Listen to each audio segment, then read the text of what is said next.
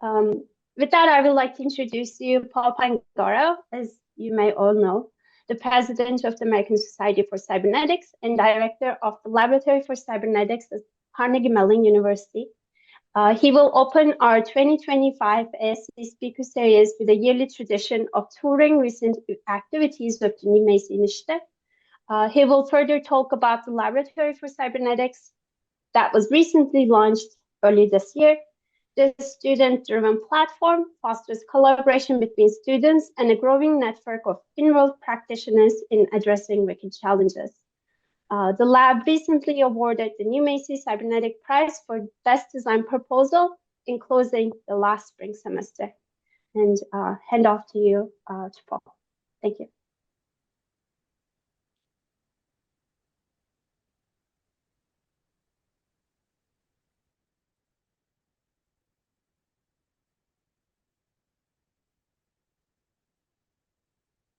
Thank you. You're muted, Paul. Hello. Merve, thanks for the handoff, and thanks to everyone for coming today. I'd like to move fairly quickly through a tour of New Macy, for those who are not familiar, and also to establish a kind of grounding, which Merve has done to some extent. Its origins were indeed in the global pandemic of COVID from March of 2020. But all of these are indeed wicked problems. And it seems like we're not doing very well. Science has failed, governance has failed, and so on. And the question is, of course, will society fail? We thought that this was a serious question 5 years ago.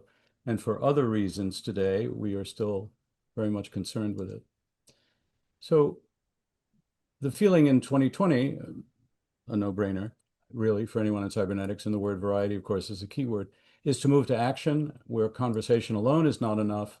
And this conversation and action must be transdisciplinary, transglobal, and transgenerational. Cybernetics, of course, began in the transdisciplinary world, and New Macy explicitly brings in geographies, inclusivity, diversity, and so on, but also the transgenerational component, which will come up frequently in today's conversation. And how do we engage all the roles involved in bringing technology to society rather than simply the technical roles or the technocratic roles or the aristocracy or the techno bros? A big challenge these days, as we all know, where the money's coming from and where the AI is being pushed in particular. So how do we bring about positive change? And New Macy is obviously inspired by the original Macy, which most of you, if not all of you, of course, are familiar with. This is the cover page of the 10th conference.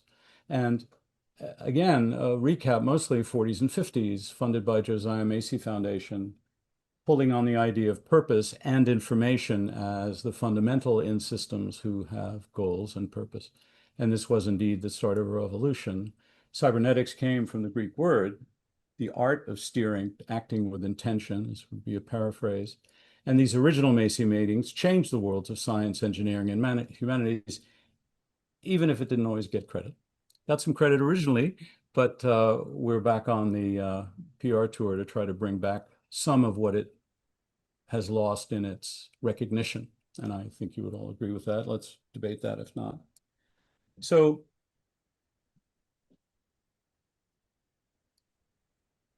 the original Macy meetings from that era had these characteristics, post-World War II and so on.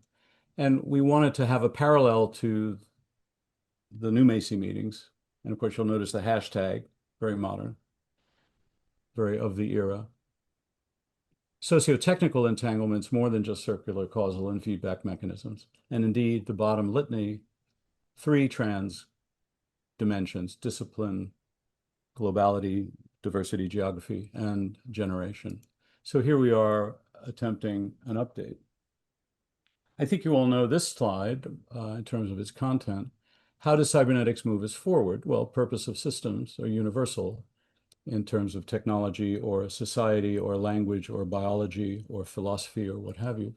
And it offers a quantitative model as well as qualitative models of complex adaptive systems, very powerful.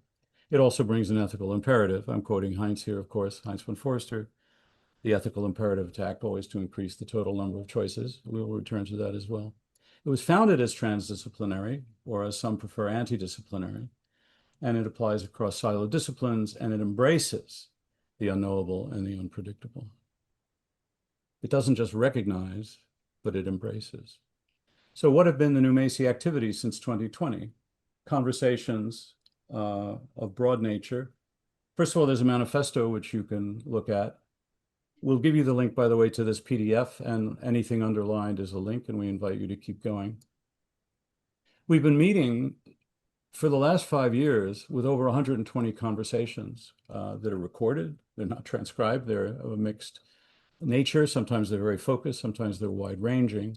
But to show a level of activity here that might surprise you.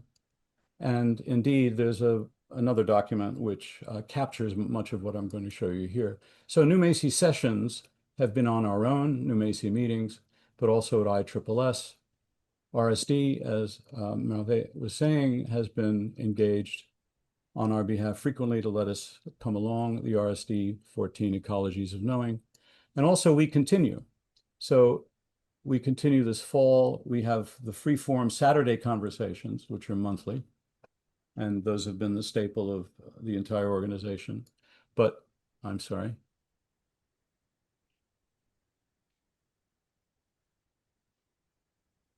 But we want to continue on a regular basis for Thursdays on topic sessions.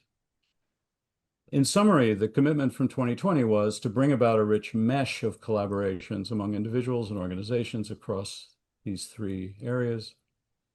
And we want to be deliberate about what we want to conserve, obviously invoking Maturana in the face of anything new, especially new technology. Stop. What do you wish to conserve? We are analog, biological, and social beings, and yet we use technology to serve our principles. How's that going? And what do we need to change in the way we go about fielding these things? So we're excited to see what can emerge. We hope that you will join us, take his invitation. I might have said earlier, Kate Doyle has been my co-lead in this for quite a few years, and we welcome you getting in touch. Again, the PDF will have our emails here.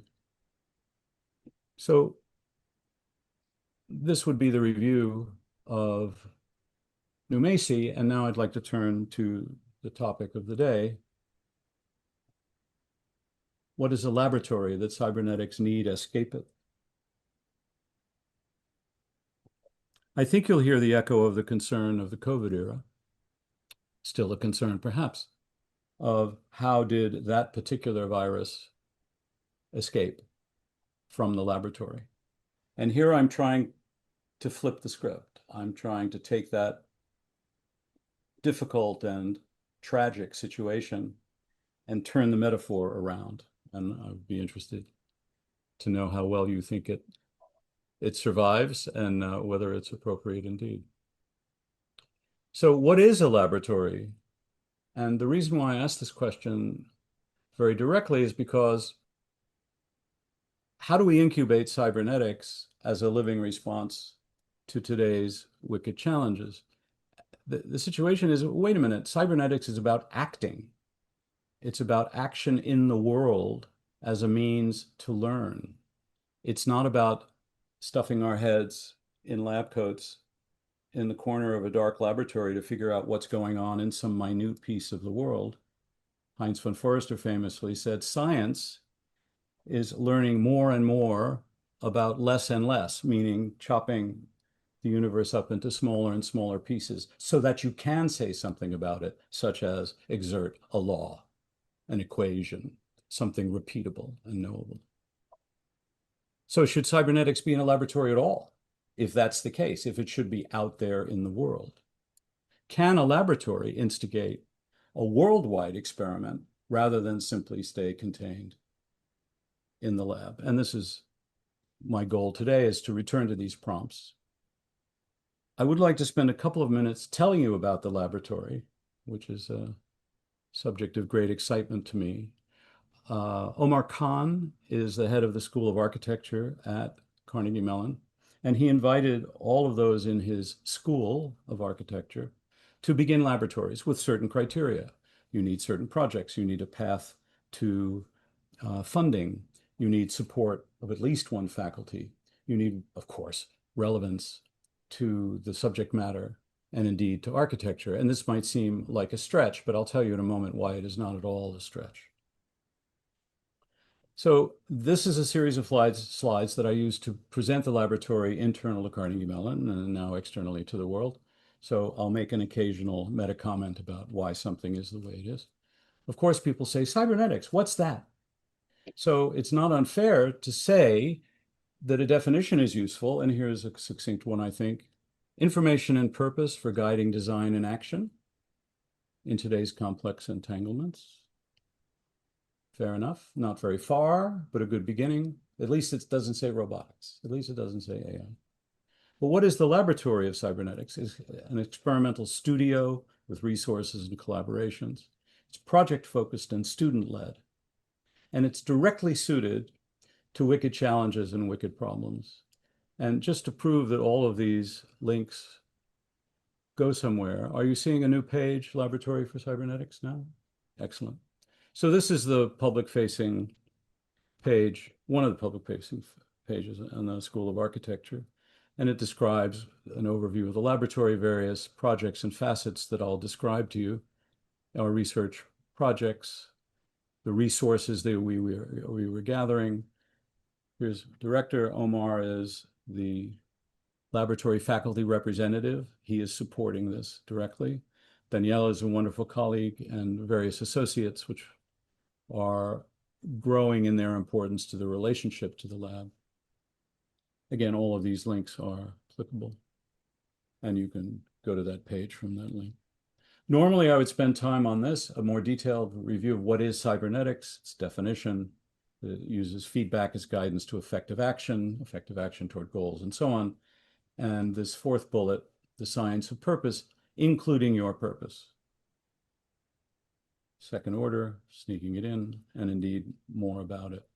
I'm teaching a course this year as an on-ramp. I've taught it last spring and teaching it again now.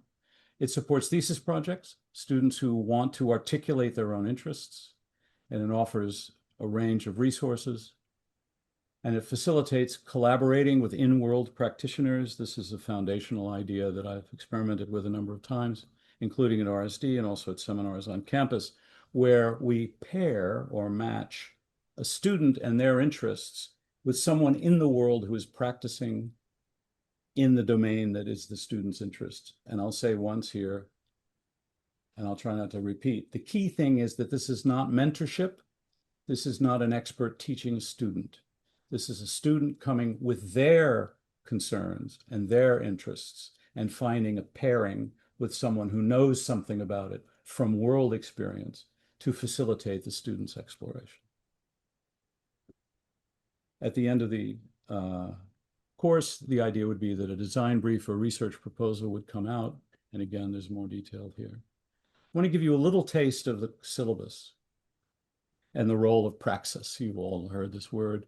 I find this little definition on the lower left not quite nice to remind myself of. It's the deliberate application of theory to engage actively in the world. And of course, that second part is very important for cybernetics, but of course, a lot of cybernetics also comes from theory. As a colleague of mine often says, there's nothing more practical than a good theory. So the syllabus of this course, which is about wicked challenges, which is steeped in the world of wicked challenges, is to ask the student, what is the domain of interest? Ocean sustainability, example. What is the concern about that? What's the emotional relationship you have to ocean sustainability? And this particular student would say, a little bit to my surprise the first time I heard it, single-use plastic bags, consumers don't understand, gotta stop. Great. Can we find someone in the world who could help in that issue? Maybe it's more branding and consumer communication than microplastic chemistry, but we can manage that. But here's how the syllabus works. Imagine this as a kind of speech bubble that comes out of a view of the need for systems literacy. And there's a reading on this. So we explain the world is complicated. Any given challenge, particularly wicked challenges, are systemic problems and not individual simple things that can be solved by finding what the root cause is and so on. So this is the beginning. Articulate your domain and concern with a perspective of a system. Then they come across a reading about mapping and modeling, which allows them to exteriorize their ideas, express it better to themselves, communicate, find collaboration. And the next reading is about the problems with problems, because if you say, this is the problem, you're going down in a particular direction and you're cutting off other ways of thinking, other framing, other points of view. So don't assert the problem too soon, one way of speaking of the lesson. The next reading is about wicked challenges, and indeed there's a link that explains why I prefer challenges to problems. Oh, I just told you what that was, I'm sorry. Wicked challenges. Challenge is broader. It defers the idea that I know what the problem is, because that's the beginning of action, and then might be too late to rethink, to reframe, to better understand. Of course, cybernetics, feedback, information, nested, purpose, the purpose of the person who is exerting the purpose, second order, and ultimately conversation, which we would claim today is the foundation of design. It's a system problem. There are many, many, many experts. There are many, many, many stakeholders, so-called. That term is becoming a little bit charged, but different people have different needs and different values and different wants in any given context. How do you make a decision that is an agreement sufficient to act together? No agreement, no action. No conversation, no agreement. Got to have conversation. And of course, this is recursive. And so on. By the way, there's a course reading list at this link. You can see what all the readings are. I owe a great debt to Hugh Dubberly, with whom I've worked fortunately a great deal, and many of the readings are his. And, wrong one.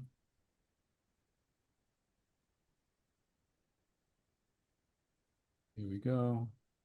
And there's also a video of me discussing the curriculum, how it fits in a little more detail than I have time for here. We're still in the middle of this discussion about the lab itself. There's a $5,000 New Macy Cybernetics Prize, which is given yearly. We just had the first year of it, and the prize was awarded to two, actually. The submissions were so strong that the jury, of which I was not on, I recused myself, could not decide between the top two to pick a single winner, so they picked two winners. It's open to any registered CMU student or student-led team. Funds are unrestricted, do what you wish. And the primary criterion is to expand possibilities for action, to increase human agency, especially when addressing wicked challenges. Now, you may recognize, again, Heinz von Foerster's ethical imperative. So let me show you just briefly.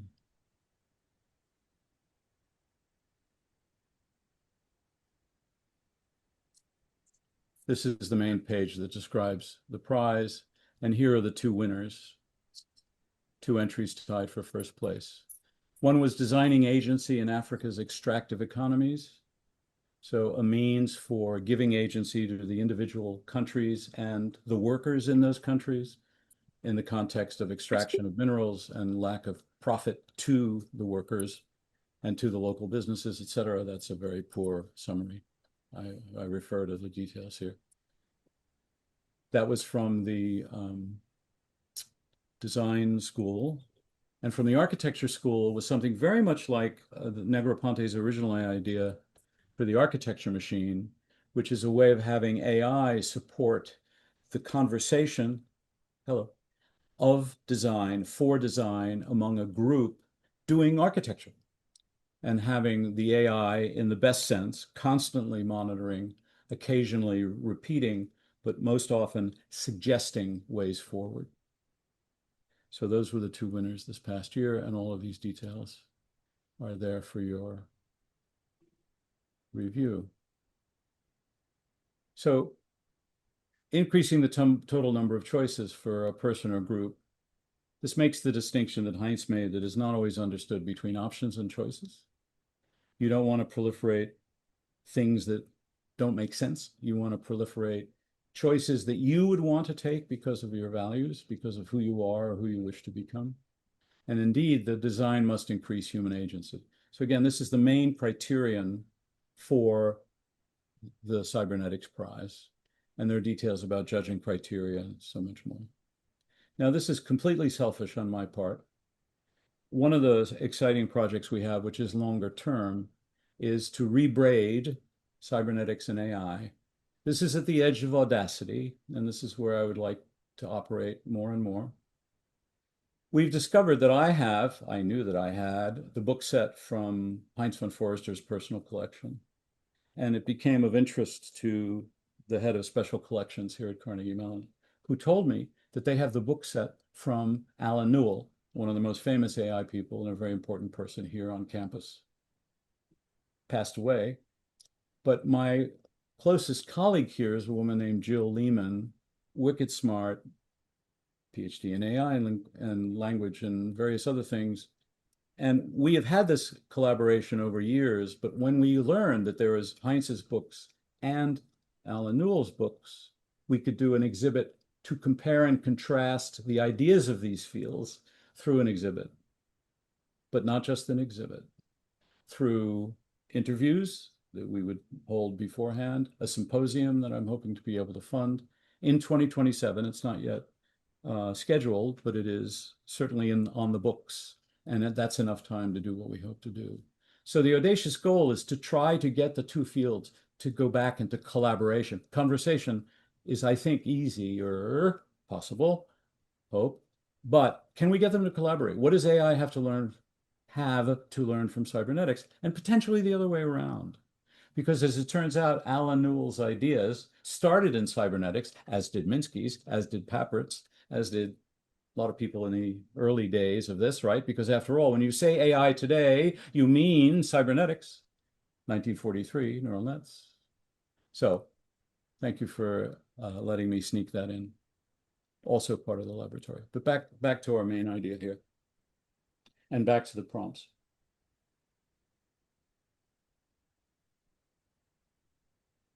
So how do we frame cybernetics? How do we think about it?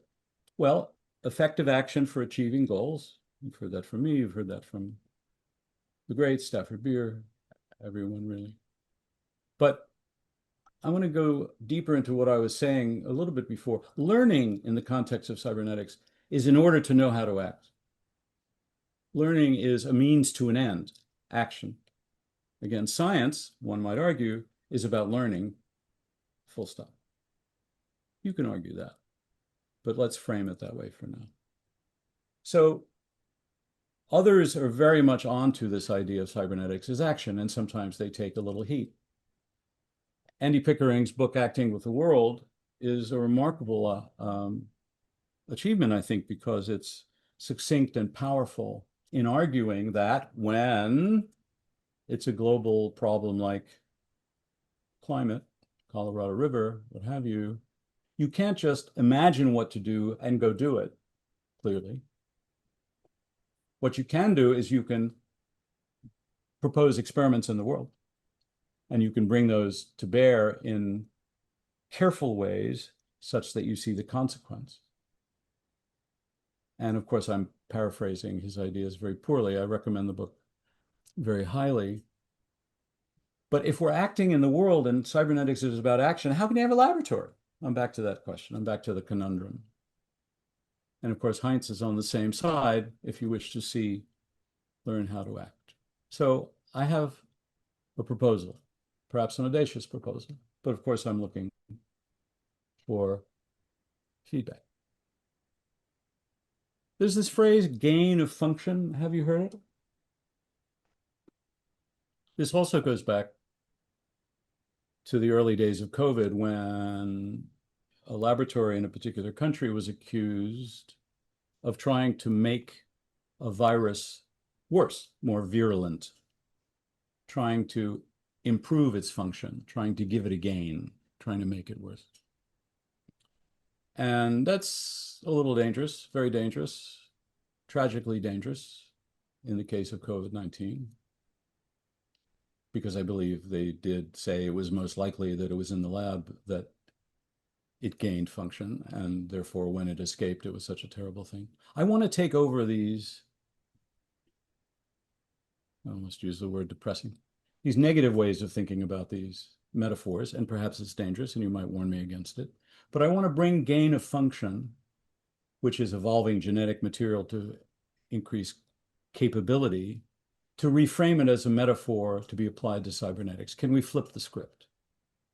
Instead of focusing on the risk of something nasty, which we want to make worse, by the way, for good reason, if you're an immunologist and a virologist, you want to make it, you want to see how it can mutate to be worse such that you can get ahead of it, such that you can prevent it from, if it does mutate, being worse in the world. You don't want it to escape the laboratory, right?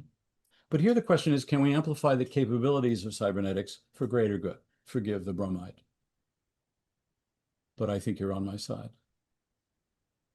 So here my question is, my first proposal in a way, my first axiom is, can we expand the collective capacity for evolving cybernetic practice?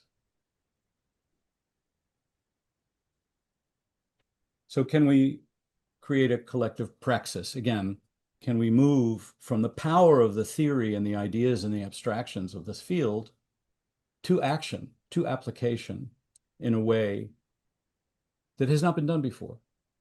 And to not do it as a single node or a single organization, a single society, a single school of something, but rather a collective, and to create a collective praxis. This is my question. I think a component of that is new modes of transgenerational collaboration. I mentioned this before in terms of the progress of a student in finding someone to pair with who is an in-world practitioner. Can we begin this by having us all, have the student express and have everyone, including the student, respect their own education, experience, worldview, and interests, and I'm calling them student scholars. I'm still a student of many things. I suspect everyone here is. But we're trying to make a comparison between roles. So someone that we are going to ground the focus in, which I said a minute ago in terms of their domains and their concerns. And then we match to in-world practitioners, as I said, not mentors, not experts. But of course, I think it's a good idea to scaffold the development of, remember, we're crossing the divides of probably someone younger and probably someone older, not necessarily, but that's the generational divide. Certainly divide of education and discipline and background, mostly. Perhaps even that range of geography and culture and history and so on.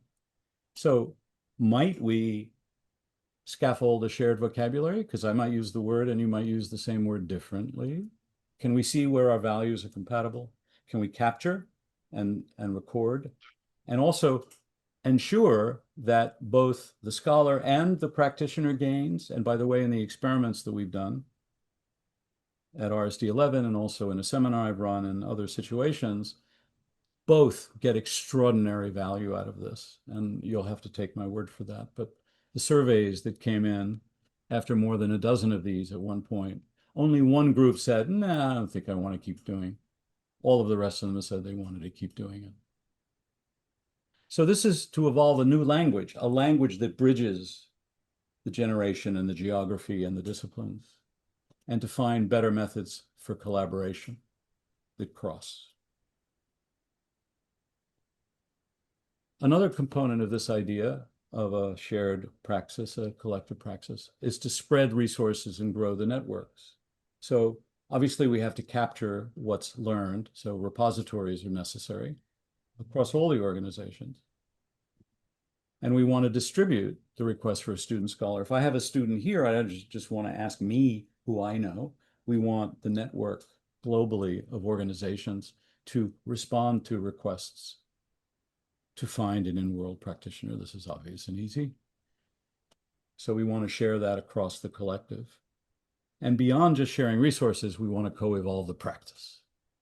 the praxis. So this would, I think, accelerate adoption and collaboration for facing wicked challenges. That's the core idea. So there's one more intermediate here, escaping the lab through collective action. So if we envision this beyond a single lab, we could create a consortium or mesh of design programs and organizations. And there are some very, very early conversations about this that are beginning to take place. Again, Hugh Dubberly is key to catalyzing these conversations, but we've had a few, and there's a lot of interest.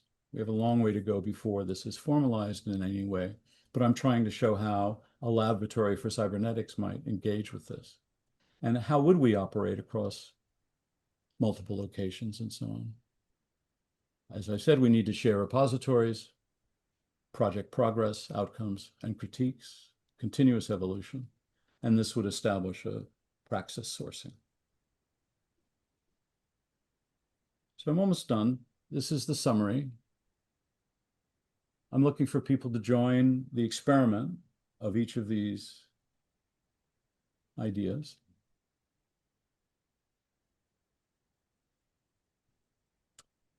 I sent out an early version of the deck to a couple of colleagues, and one of them, Nathan Feldy, who's an extraordinary graphic designer in his own right, but also heavily involved in education in Northeastern.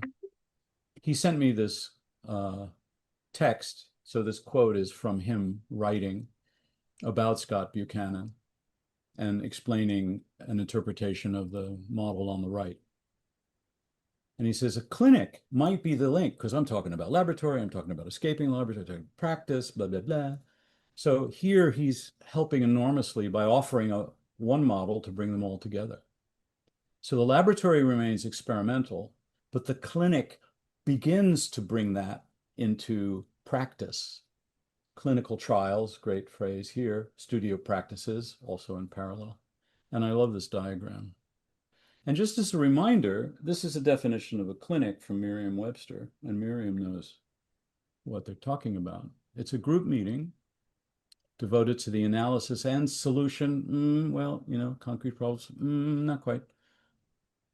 We're doing wicked challenges here, so it ain't that easy, but you get the idea. Devoted to the analysis or the acquiring of specific skills. So one way to think about this is to knit everything I've been talking about together as a kind of looping sequence. And let me show you that one more way, and I'll get a little bit silent here so that you might read it. This is my last slide. And it breaks down each of the steps, which I've spoken about, to another layer of description.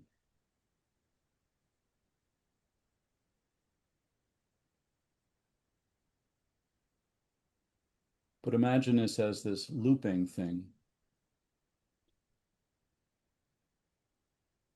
where each step connects to another step, either the next step or a prior step.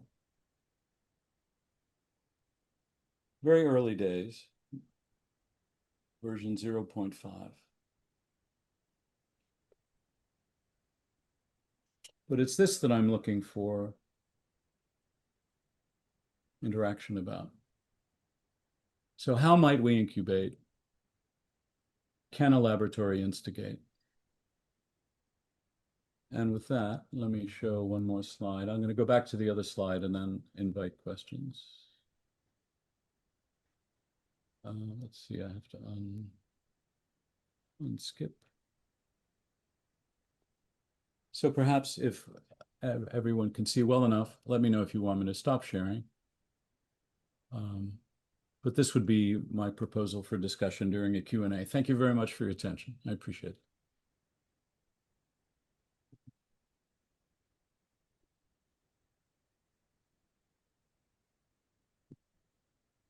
Howard, would you care to moderate in some way, assuming we have questions from our friends? Sure. Thank you, Paul. If you have questions, please welcome to raise your hand or post them in the chat. I'll start. Paul, one of the prompts that you gave us along the way was, what may AI learn from cybernetics?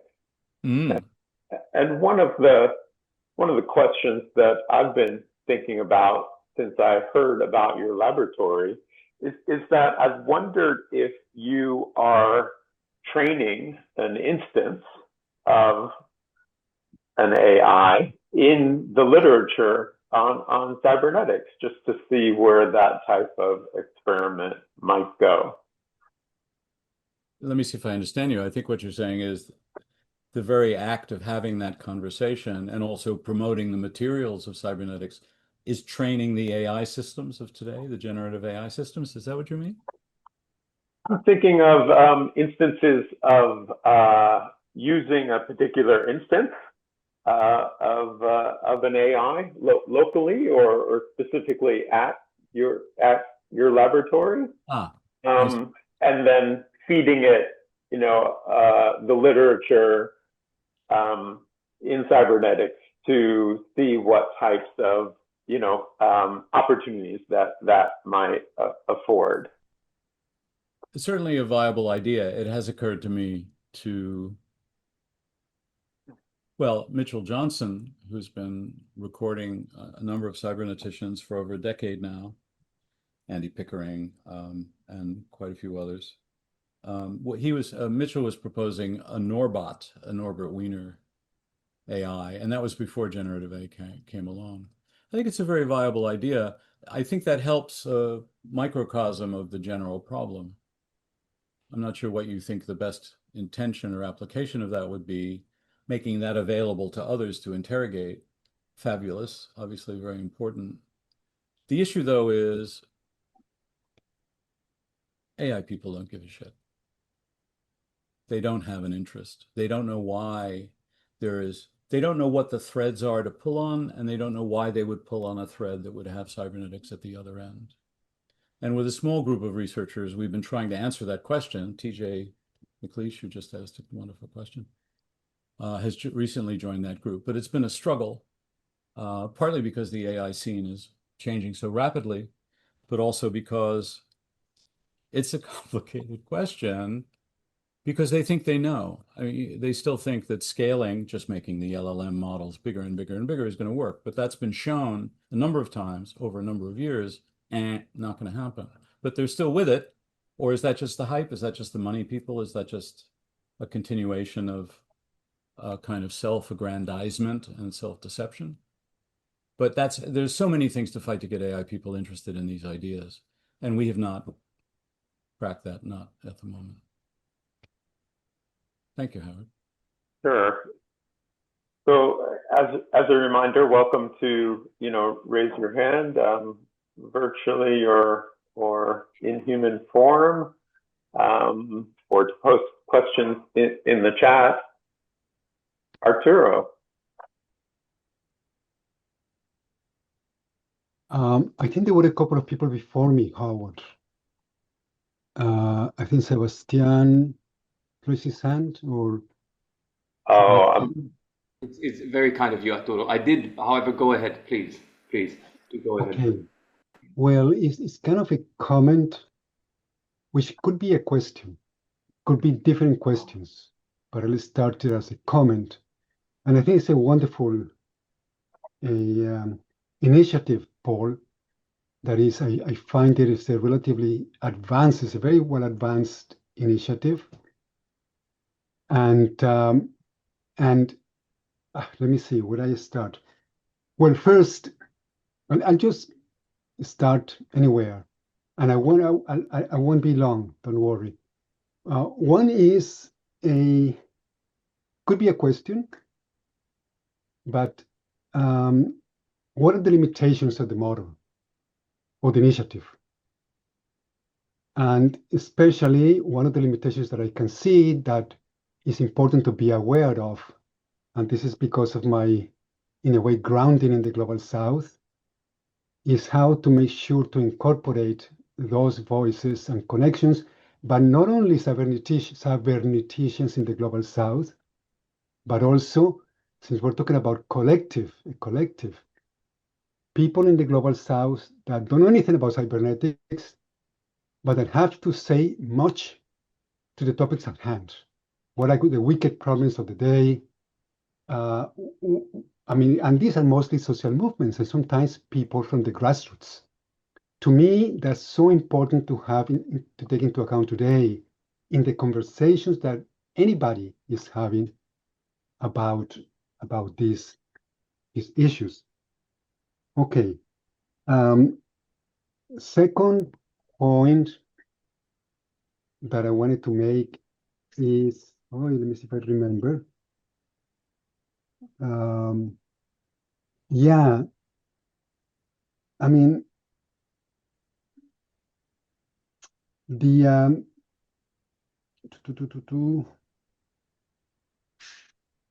let me see where I wrote it down. Well, just a few aspects that I found really wonderful. The emphasis on the collective, I think, is hugely important. This is not just about individuals linking together. So it's not the older model, it's a new model. And a new model is about a collective creation of knowledge for action. And I think that's novel, that's fundamental. It's not the old, gathering together in conferences or sharing papers. It's about how do we really come to agree? How do we go beyond each of our own silos, so to speak, to create a deeply, genuinely collective conversation for action? Okay. And the third one is just a very theoretical or probably might be irrelevant. How do we deal with the fact that maybe the wickedest problem today is a civilizational breakdown? It's the breakdown of an entire civilization. It's the breakdown of an entire way of making and doing that, at least from a Latin American perspective, we see as the breakdown of modernity, of the science and politics based on liberal secular humanism and the limitations of Western knowledge and Western science to deal with that, and Western politics. So I'm sorry, that was a little bit random, but that's what came to mind. And so I love to read more. Arturo, thank you so much for coming, and I can't thank you enough for these brilliant questions or statements or question statements. I couldn't agree more that, and I'm not going to make anything deeper than what you've said. Being aware of the limits, and not just of the model, but of the whole enterprise, is obviously critical. That's the self-reflexive component here that's very important. I hope to build, this has such a hollow sound, but a council to help do that, to be an advisory council, to check what we're doing and to double check at a level external rather than people who are operating internally. And that would be one hope for maintaining that. I appreciate all you say about grassroots and social movements and the collective in the global South. I try to say that too implicitly when I talk about transgeographical, transcultural, and diverse, and so on. And I embrace all that's going on in the members of the ASC, despite the A. And in fact, at one point we thought about calling it the Americas Society for Cybernetics, if you get the pun. The third thing you say is the most disturbing of all, and it's one that I said a little bit about before everyone came today, and I said earlier to my partner, Karen. Shouldn't we only be worried about that question about the breakdown of civilization? Shouldn't everything I just said that is sort of administrative and procedural and conceptual, isn't that, when I watch TV, this becomes trivial? And when I mean TV, I don't mean the programs, I mean the news. And I'm very deeply interested in anyone who can help almost bring that focus or keep that focus for what we're trying to do in the laboratory, because I think it's the most important, it's the most demanded of, it's the most challenging. And as you said, it's the maximum wickedest. Hello, are we going to be here next decade? So thank you so much for your comments. I will take them to heart, and I'd love to continue in the discussion. Thanks so much for the wonderful presentation. It's really exciting. Thank you.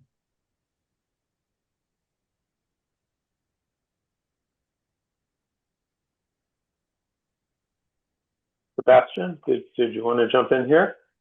Yeah, thank you so much. And I had an idea that Arturo would touch on a few things I would have maybe touched on as well, and Paul already answered a few of the thoughts that I had in my head. Well, first of all, it's great to see how this has evolved and to feel the continued energy in promoting the legacy and taking the legacy into today's context. Where I had a nudge to jump in was, Paul, when you said they don't care, I would add they don't listen. How hard is it to make somebody listen who is overly successful in the definition of success that is prevailing? It's hard. And maybe as logical as it would be for cybernetics to look at AI directly, it may be more, and now I'm coming to your last comment, Paul, the collapse, the tipping points, and maybe a greater call into the cyber systemic community on identifying where are those actually going to occur. And I'm with Arturo, what he was saying on grassroots. Where are the grassroots movements that already embrace some of these wicked challenges, and where cybernetics could offer support in structuring their work and creating a greater impact? I'm a little bit like, in my back of my head, like the VSM that is highly criticized, and Angela Espinosa did with 3 years, she did work with very much action research oriented work with I think it was an Irish community, just help them structure their work. So how could cybernetics help? So that's a little bit my rambling here. Thank you. Very beautiful. I would love to learn more about those groups and those activities. And I think this model that I was talking about, although the framing isn't exactly right, the naming isn't exactly right, the idea that cybernetics has something to offer as a kind of practice or vocabulary, and the grassroots experiences are living the problems. And can these be brought together in a similarly sensitive way that I was talking about, bringing a so-called student scholar and a so-called in-world practitioner together, such that the goal of the practitioner is not to dominate and to teach, but rather to understand and facilitate. And I think there's a richness in that process alone. A colleague of mine here yesterday was actually saying that he thought that could be an important part of the impact of the lab on the campus, because it's a different way of thinking those interactions. I'll keep my comments brief because we have some wonderful questions and also some in the chat that I'd love to get to. But Margaret, would you like to go next? Howard, forgive me for jumping in. Please. Thank you. Thank you very much, Paul. I'm Margaret Heath. I'm a member of the UK Cybernetics Society. Can everybody hear me? Yes. Yeah, thank you. And we've already embarked on exactly what you're talking about, but it's not as beautifully set out and formalized as you've done it. So we're busy putting together what I call this articulation process and looking at the best possible legal structures for this to be able to be possible, to pull all various societies in this field together to articulate in several different ways into society, in different sectors, if you want to call that, at different levels, intervention levels, to actually sort of best place these opportunities for these kinds of interactions, the real world wicked problems, the polycrises we're talking about, in a fairly systematic way. And I think it would be really wonderful to actually perhaps get together with a couple of folk and see how we actually build these articulating structures. I call them scaffolds, really, that would allow folk across the world to actually, pull resources together, pull knowledge together, share things, help each other with speciality knowledge, relative to the local actions or activities that would be made possible through an articulation mechanism, if I can call it a mechanism. And so I'm greatly heartened by this, because what we have in mind is also in collaboration with academic institutions, but much, much broader than that. And so we thought we would start just with our members on a small scale. But I've heard from I'm back in the communities after a couple of decades of ill health, but I'm hearing that everybody's voicing and seeing the same need. And that's deeply encouraging, because the time is now, and there is no more time left. So we have to do now. And what I love is your emphasis on activities, on actions, and on the challenge aspect, which unlocks and unleashes your creativity, and hopefully our cooperative ventures. And I just wanted to say that there's a little bit of research out on the nature of the sorts of processes that build cooperative society. And don't laugh at me, but it was originally a rat model. And they looked and measured at oxytocin levels. So under which conditions would you get the best oxytocin level and the most collaborative behavior? And what they found was that instead of in a sort of mutual benefit relationship, the best cooperative behaviors over the long term emerged where there was reciprocity, true reciprocity. Yes. And this allowed people to bond. Yes. And this bonding unleashed the cooperation. And what I'm really passionate about is we have to bond from our hearts and minds, our purpose, with each other. And this is how we actually unlock all of that coordination, that cooperation, and pull things forward. So thank you for your presentation. It's really been very affirming. Thank you, Margaret. And I very much, you said a number of wonderful things, not the least of which is an affirmation that this is the time. You can't do this without not the coincidence, not the serendipity, but the synchrony of more than one person having the same idea at the same time. And your approach to the legal side, not even thought about that. And I'm coming academically, you're coming organizationally. So again, there are many wonderful synergies there that I really appreciate. So to be continued. Thank you so much. I wonder if we can jump to something in the chat. I wanted to go to Larry quickly. The purpose of purpose. I'm going to duck that one. But thank you, Larry. Can there be steersmanship without intention? No. I'm not, and number 3, I'm not trying to separate ourselves from the world. I'm saying that there could be a boundary between internal and external. But the very nature of cybernetics is pretending that that's there is the worst possible case, because you have to act in the world in order to know. So I'm making an argument that it's important to know that what I do on campus is different than what others might do in the world. There is a difference there. But I don't want the separation, quite the reverse. I want to know how to bring it together in a way that is synergistic. Is that satisfying, Larry? I know that I've ducked a few things. Well, I offer the questions actually for the laboratory to consider. Thank you. And I think they're practical questions. I don't think that they're philosophical. Just, with respect to the first one that you dodged, this idea of purpose is a concept. Purpose is a concept. Mm-hmm. It's become so ubiquitous that you don't even think twice about using the word. Yet, I think for what we're talking about, particularly with respect to wicked problems, maybe we ought to re-examine how we use that word and what the consequences of it is. I don't disagree that these are valuable words to re-examine, and I didn't mean to be disrespectful, Larry. You and I know each other for a long time. Yeah. I just thought that in this context, I couldn't be helpful with that question. But as you say, a question for the laboratory to answer, I think that's brilliant, and I will take note of that. Yeah, with respect to the second one, I disagree with you. Good. But it depends on how you're using the word intention. Sure.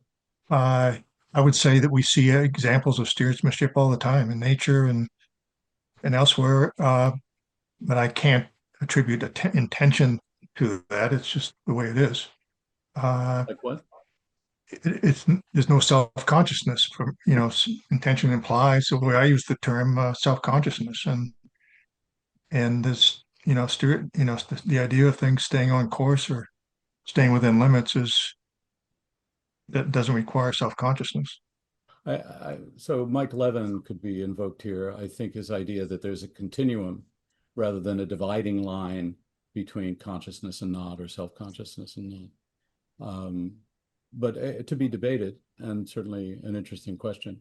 I think for our purposes here, and I don't want to imply that I have to think about what I want before I can do anything. Again, action can be first, arbitrarily, because it's going to be circular in the end anyway. Anything about number 3? Yeah. I can tell you're holding back. It's okay. No, I like your response. Okay. I've been teaching a course for it's a lifelong learning course, and cybernetics and some of these ideas come up often, and I find that the group does have different ways of using words, have different ideas that come to mind and how they think, Yeah. and that they like it. They enjoy the differences, and I think that that's something that's important in the laboratory is, for everyone, the students and faculty, to enjoy their differences about how the language is being used. You may have noticed scaffolding for shared vocabulary was in there, and that was also in the thing. I just took it down. I hope that's better because I think people tend to be able to see better that way. So we agree on that. Understanding the meanings of the words that we're using, fundamental, got to be. Howard, do you have a preference? Are you tracking? I've stopped tracking. I am trying to, yeah. Given that we're talking about language, Deborah, would you like to unmute and verbalize a question based on your comment here? Sure.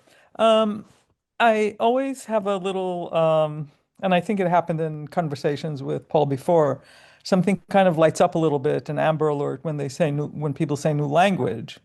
First, because you're very articulate in the language that we have used to express yourself very well. Then I thought, before I just reject or object to that, maybe I should think about how new languages come about, and would we see any guidance in that? So I was thinking of languages when two languages meet, like immigrants come to a new place, and you start the first generation with kind of a Creole, and then the next generation already has its new thing. Is that the kind of process we're talking about? That could be interesting.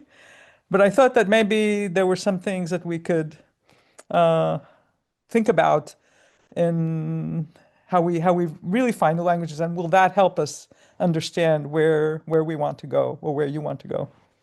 Thank you. I think this is similar to Larry's probe, which is to be clear about what I'm tossing off here and not to assume.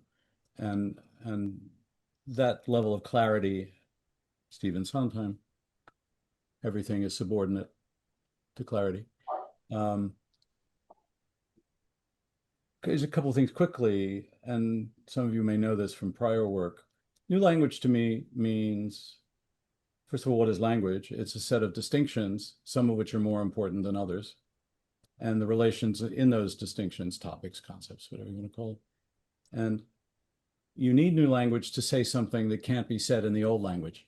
Sounds like a sort of silly thing to say, but it's true. And it's a useful way to posture in order to know when you are being limited by your inability to express things. A lot of science breakthroughs are new language. A lot of new companies are new language.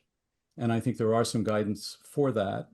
You may know the little gray book that I did with Duberly and Mike Gagan, where it was explained that companies fail because they develop a language that is new of the time, that suits the environment in the evolutionary sense. And then because of that language, they can't see that the environment has changed. And so they fail.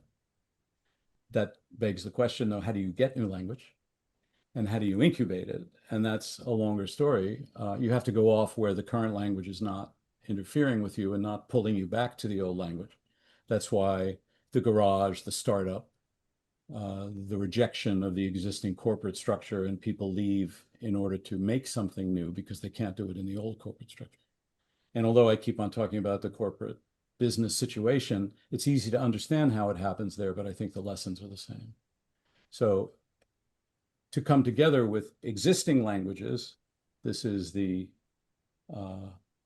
interdisciplinary idea, is different than the transdisciplinary idea, where I would claim new distinctions have to arise. And it may not be that this is a distinction that has never existed. It may be that this distinction becomes more highly valued and preserved and maintained and evolved than the pre-existing ones. Anyway, I don't know how useful that is in this context, but I agree that the nature of new language is critical in order to see what is there that has changed. That's a realist way of saying what I don't think is really true. How do I explain the behavior that I'm in the middle of such that I can act effectively in it? And very often that requires what I would call new language. But again, you're, as Larry did, drawing attention to that as something that the laboratory is involved in, I almost said is in the business of, to carry over the corporate metaphor. Thank you. Howard, any ideas? Yeah, Isabel, may I invite you to unmute and give voice to your question? Sure. I'm brand new to cybernetics. I just heard about this. This is my first introduction. It's really interesting. Welcome. And also in a realistic way, very optimistic. It gives me a little bit of hope. But I'm curious about the base ethical model that we're working with. What are these solutions moving towards? Because we mentioned, or Arturo mentioned the longevity of society, but I'm wondering, it seems these days that there are groups that would disagree with the most common sense ethical, statements or ideas. So I'm just wondering, like, do we have a code that we're working towards? What's a bad project? I feel like I should ask Arturo to ask that. That's really his province. Arturo? You asked me, Paul? No, I couldn't hear you, Paul. Arturo, would you care to respond to that? It feels more like your province than mine. Do we have an ethical compass? Yes, I mean, what I see that is emerging as an ethical principle is, there are several obviously, but one that I see powerfully emerging from the intersection between, let's say, feminist theory, anti-colonial theory, some spiritual traditions, is the concept of care. That if we are serious about the problems of the world today, and we can say that those problems in many ways reflect the failure of care, the failure of modern societies and most societies to really deeply, genuinely care for each other, for the environment, for the planet, for the earth, for what we do I mean, look at the wars, look at Gaza. I mean, we could go anywhere.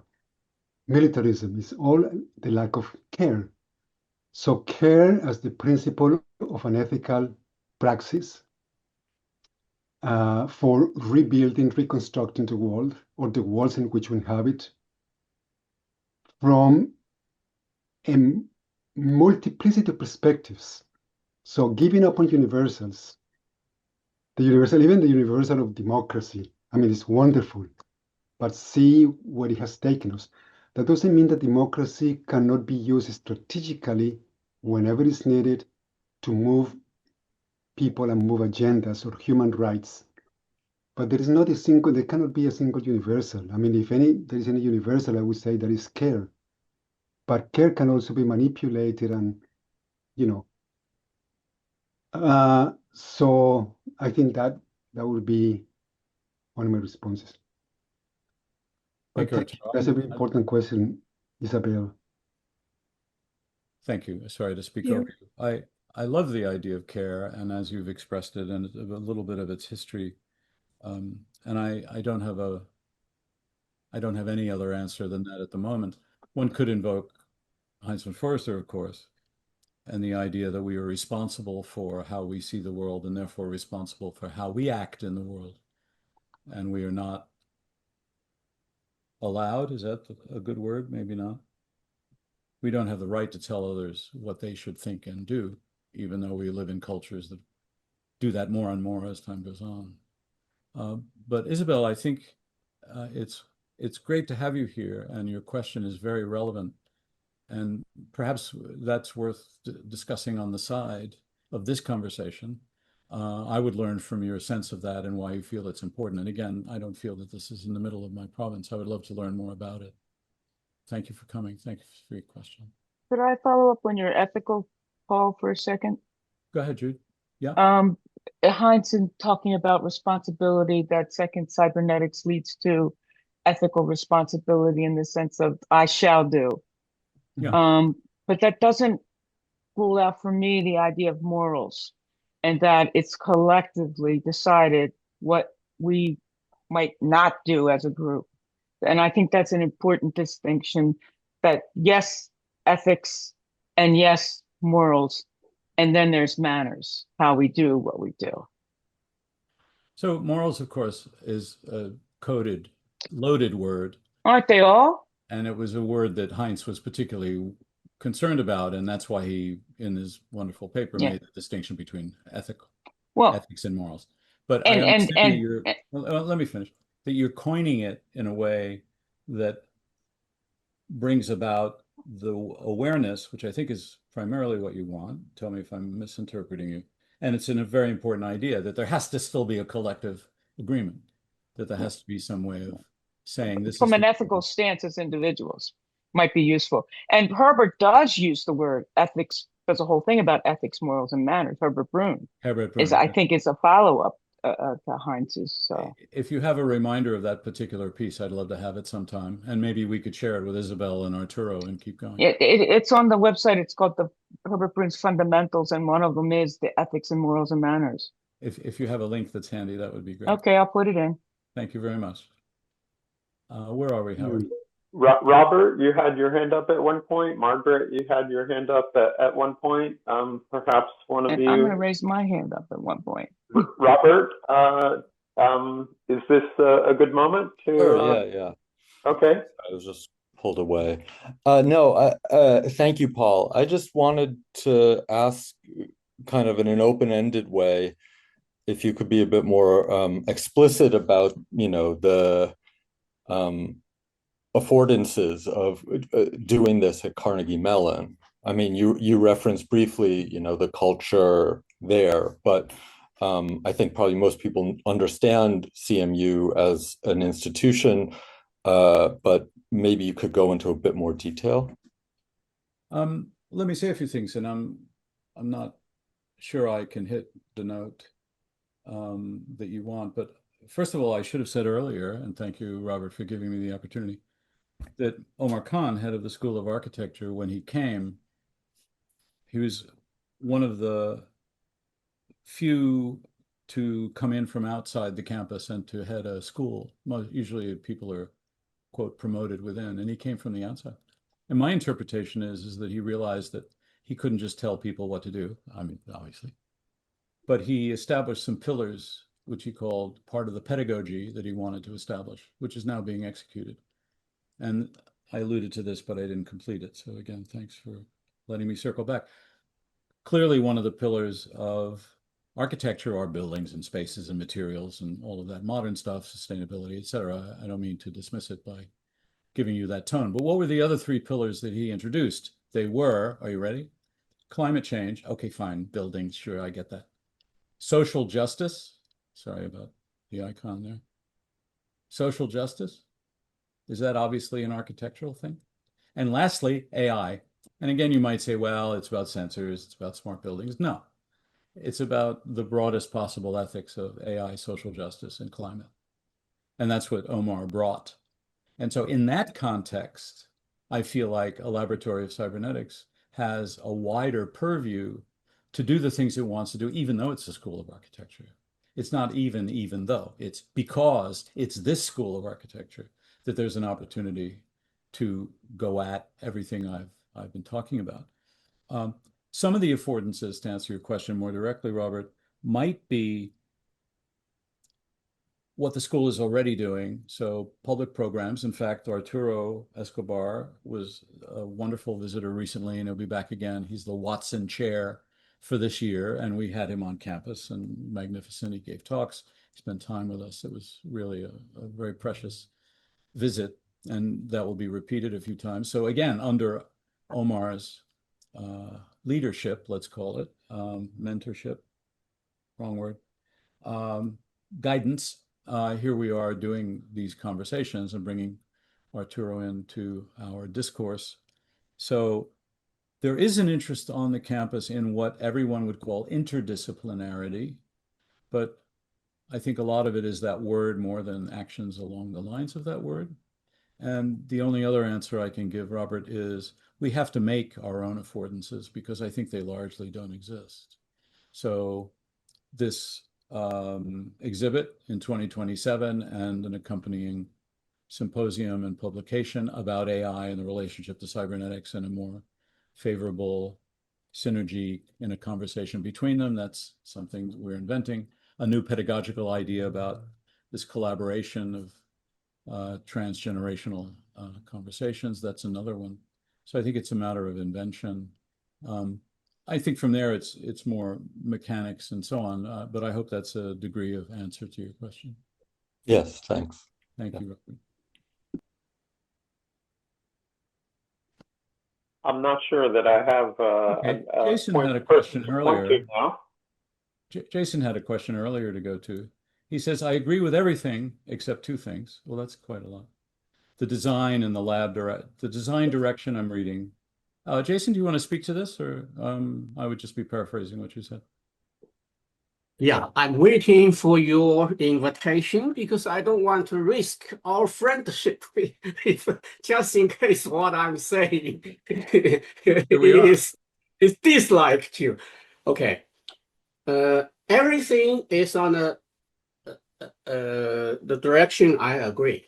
But I used to have a paper distinguished my approach. I call the distinguish between the elitist approach versus the reinventing approach. So why I'm against the term design is that when you do that, you put yourself into a designer's position. So everybody else is to be designed. So that is a danger, at least from my point of view. Can I stop you there? May I stop you there? I disagree with that. Of course, I know you disagree. No, but I don't think of designers. But I can add a little modification. If you can do designed undesignable, if you look at design undesignable, then that I can agree. I don't know what that means. Well, situations that I think Larry briefly mentioned, there are situations that people don't listen to you, people don't understand your language, people don't understand the cybernetics terms, and can you do anything with them? So I will change the concept design into a different word, like facilitation. Okay, facilitation is you go outside there to the organization, to the society, and you accept what is currently going on. For example, you are currently conflicting the schedule with a very big event outside my room. It's the memorial service of Charlie Kirk. And I think they have 100,000 people there. And they had 300,000 requests of the tickets. So that is a very huge event. And how our cyberneticians has to do with that? Can we do something? I mean, so that is one example. Now, the second thing is the laboratory. Let me finish. The laboratory still put ourselves into scientist kind of master of knowledge position. But if we can do a training center instead of a laboratory, then you help people who want to learn from our knowledge and make use of our knowledge. So that was my 2 point of disagreement. Okay. And everything else, I think what you have been saying, I have been doing since perhaps 1996. I just taught 1 year as assistant professor, and I quit that job and start put my hands on into the real world, practicing cybernetics. So up to today, this thing I'm doing, named the Club of Remy, it's getting a nickname called the Mini Macy Meetings. Why mini? Because we only have 3 people, and then we can do a discussion. So, but the topics are running widely and covered a lot of. So far, we have 358 videos already produced. So it started at almost a similar time when you go into club to the university teaching. Yeah. So that's about my point. So let me respond.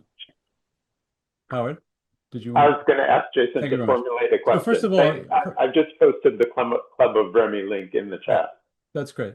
First of all, Jason, you don't know my definition of design, and it's not yours. Okay, design is not something that. So first of all, Herb Simon, quote, "Everyone designs who devises courses of action aimed at changing current conditions to new ones. And everything about what I've written about the nature of the design process is not to declare the designer as a vaunted role and with more power and with authority who gathers together the troops." And like Stafford Beer. I don't think that was necessary. So that's so facilitations could smack. I don't know your full definition of it. Facilitation could smack of, what's the word I'm looking for? Being patronizing, helping in a way that you were just suggesting that designers might do. So I don't like facilitation. Also, training center sounds like, bringing people to learn how to weld metal, which is a very important skill. But again, it's a conveyance of knowledge. It doesn't sound like a situation of collaboration, which is, I think, been my emphasis at every step along the way here. So this would be my response. I think I don't mean the way you think I mean these terms.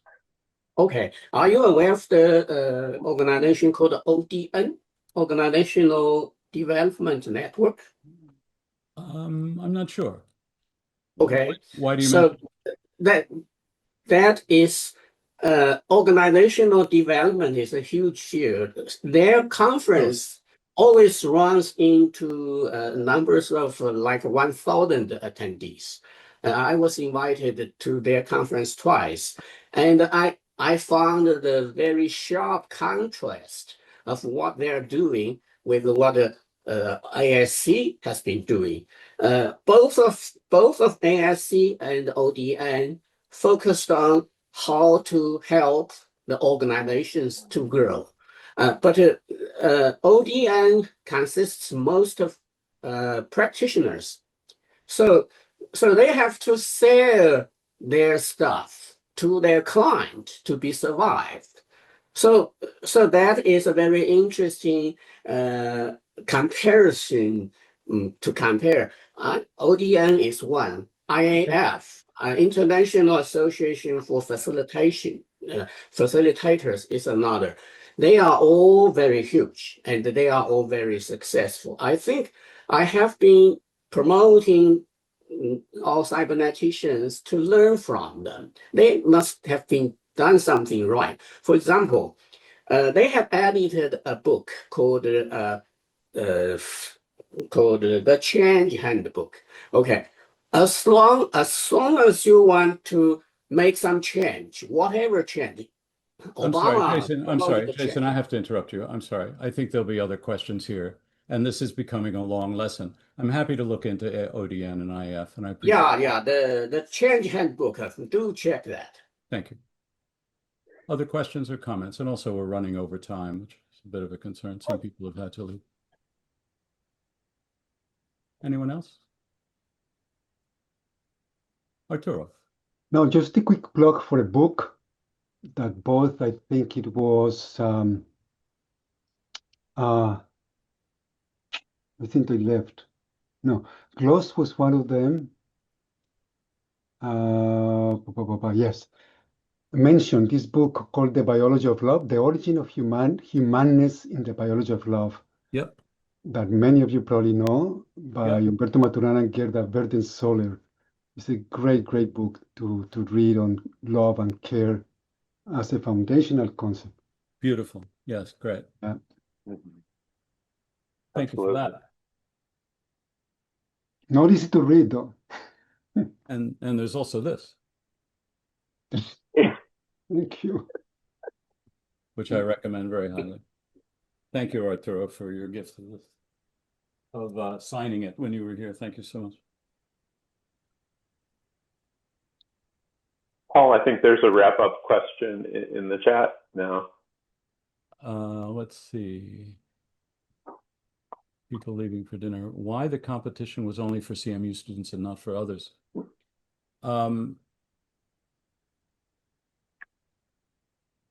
Because it comes under, well, I don't know. I guess it could have been broader.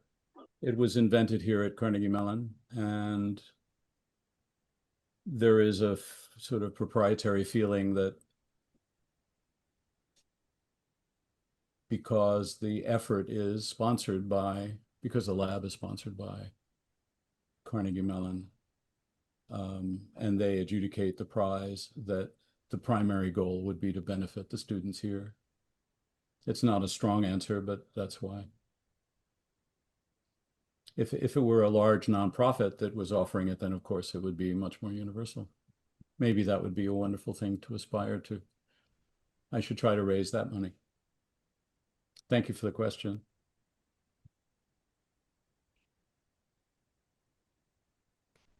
Shall we call it a morning? I think so. Yeah, everyone's been very patient, and I appreciate the time. And thanks for all the questions. And to be continued. And please, let me know. Let me just, one last thing. So just a reminder, ppangaro@cmu.edu will reach me. And if you'd like to hear more about anything or collaborate, preferably, please let me know. And thank you all for coming. I appreciate your time. Thanks. Thank you. Thanks to everyone for joining us. We'll be here the third Sunday of each month. Welcome to come again. Yeah. Great. Thank you. Hi, Paul. Bye-bye. Thanks again. Thanks, Arturo.